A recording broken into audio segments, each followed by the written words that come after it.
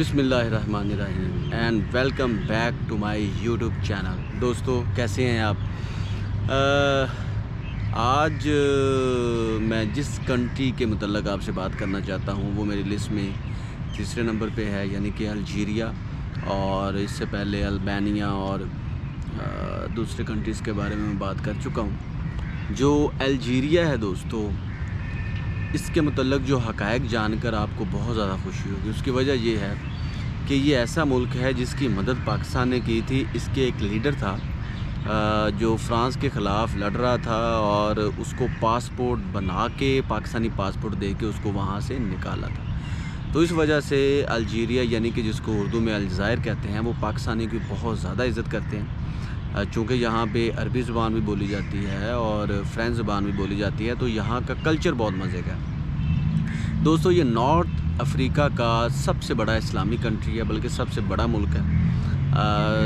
North Sudan और south Sudan के अलहदा होने से इस मुल्क का रकबा बहुत ज़्यादा है, तकरीबन 24 लाख मुरबा किलोमीटर है, जो कि पाकिस्तान के 7,96,096 से 3 गुना ज़्यादा है। तो आप सोच लें कितना बड़ा मुल्क है और आबादी इसकी सिर्फ 4 करोड़ है। तो मुझे ये लगता है कि ये ऐसा मुल्क है जिसका कल्चर, जिसका हेरिटेज, जिसकी आर्कियोलॉजी, जिसकी सिविलाइजेशन देखनी चाहिए।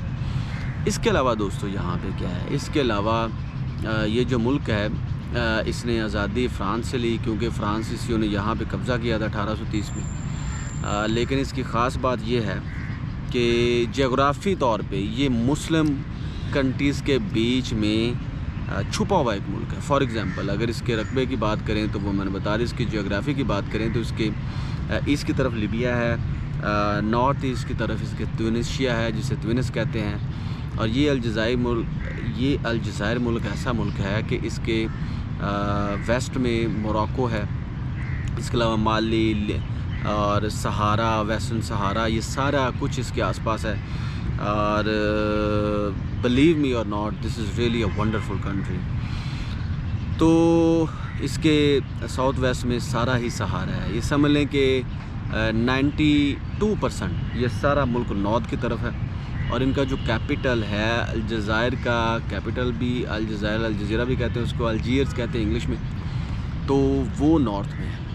तो यहाँ पे पोर्ट भी है और बहुत कुछ है। यहाँ की आबादी 4 करोड़ है जैसा कि मैंने बताया, लेकिन वो 98% मुसलमानों पर मुश्तमिल है, यानी कि मुसलमानों की आबादी वाला मुल्क है अफ्रीका के अंदर।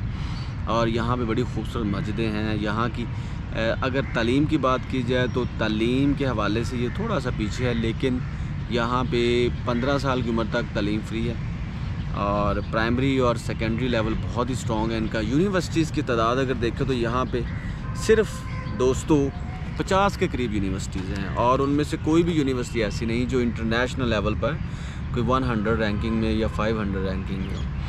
तो खैर यूनिवर्सिटी ऑफ अल्जीयर्स इनकी सबसे मशहूर तरीन यूनिवर्सिटी है। अगर इसके आर्कियोलॉजी की, हेरिटेज की बात करें तो वंडरफुल दोस्तों, यकीन करें ये वो सिविलाइजेशन है कि जहाँ से आपको मुस्लिम और दूसरी प्री मुस्लिम हिस्ट्री और प्री हिस्ट्री की सारी याददाश्तें आपको यहाँ से स्टडी करने के लिए मिल जाएंगी। और यहाँ पे एक बैड न्यूज़ ये है कि लोग तो वैसे यहाँ के बहुत खुशहाल हैं, बिलीव मी, लोग यहाँ पे बहुत खुशहाल हैं। और सबसे अच्छी बात जो इस मुल्क की है वो ये है कि ये ऐसा कंट्री है कि जिसने किसी से भी कर्ज़ा नहीं लिया। इवन दो अमेरिका से भी इसने कर्ज़ा नहीं लिया। ये दुनिया का, यहाँ पे ये समझा जाता है कि कर्ज़ लेने वाला बंदा ख़राब होता है। तो इनके लेजेंड्स में है, इनके खून में है कि ये किसी से कर्ज़ा नहीं लेते। तो और इसकी जो अच्छी बातें वो ये है कि लोग खुशहाल हैं, मुसलमान हैं।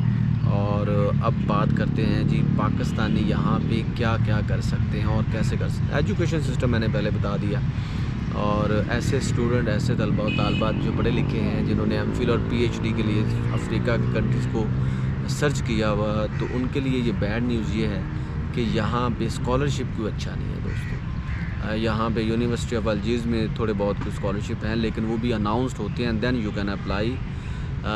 इस हवाले से ये थोड़ा सा पीछे कंट्री है। लेकिन यहाँ पे आप बिज़नेस कर सकते हैं, जॉब कर सकते हैं, टूरिज़म के लिए यहाँ पे आ सकते हैं, और यहाँ पे बिज़नेस क्या क्या कर सकते हैं और जॉब क्या क्या कर सकते हैं, ये भी मैं आपको बताता हूँ।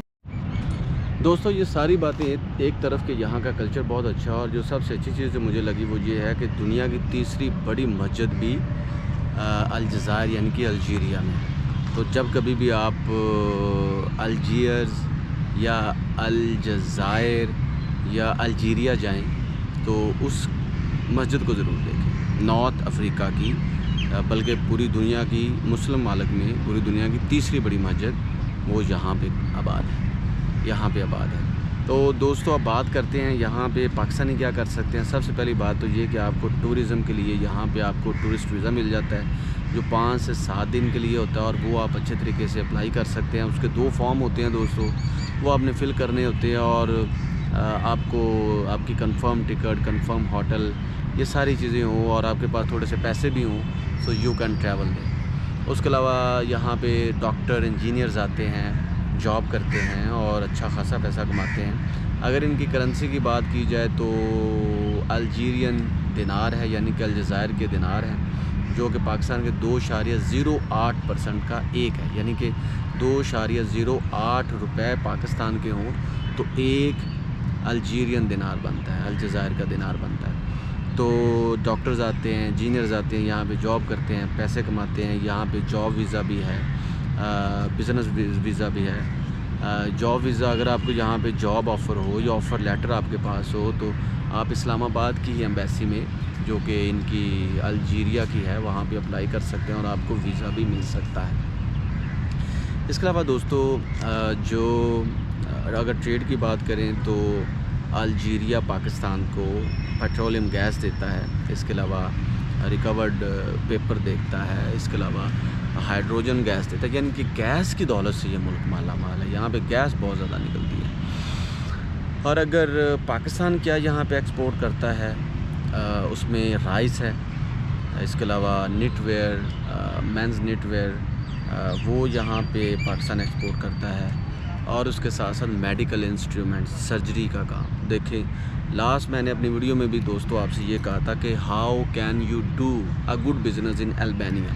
तो सेम लाइक दैट अगर आपने यहाँ पे बिज़नेस करना हो, यानी कि अगर आपने बिज़नेस करना हो अल्जीरिया में यानी कि अलजायर में, तो वो भी आपके लिए बेस्ट अपॉर्चुनिटी है। यहाँ पे आप राइस बेच सकते हैं दोस्तों, चूँकि ये सहराई कंट्री है, यहाँ पे सहरा बहुत ज़्यादा है। तकरीबन नॉर्थ और साउथ ईस्ट और वेस्ट का सारा इलाका जो है वो सहारा डेज़र्ट पर मबनी है, तो चावल यहाँ पे कम काश्त होता है। तो पाकिस्तानी जो भी मेरी वीडियो सुन रहे हैं उनके लिए ये है कि बेस्ट अपॉर्चुनिटी है। आप यहाँ पे अपना राइस बेच सकते हैं, अच्छी क्वालिटी का बासमती या किसी भी नस्ल का जो चावल है वो आप यहाँ पे भेज सकते हैं, उसकी बहुत ज़्यादा डिमांड है।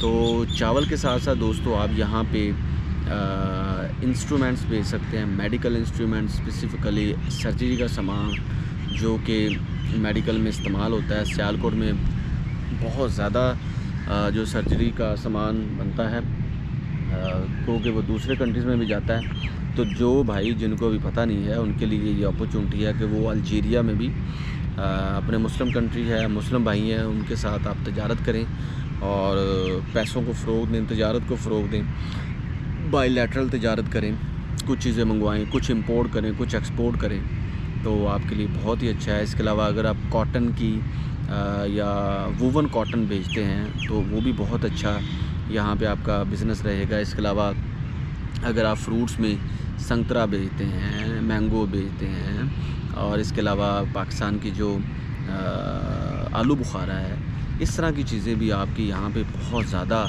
एक्सपोर्ट हो सकती हैं, यहाँ पे बहुत ज़्यादा डिमांड है। लेकिन राइस मेरे हवाले से जो सबसे इम्पोर्टेंट जो चीज़ है, चावल जो है वो आपको बहुत ज़्यादा पैसा दे सकते हैं अल्जीरिया में।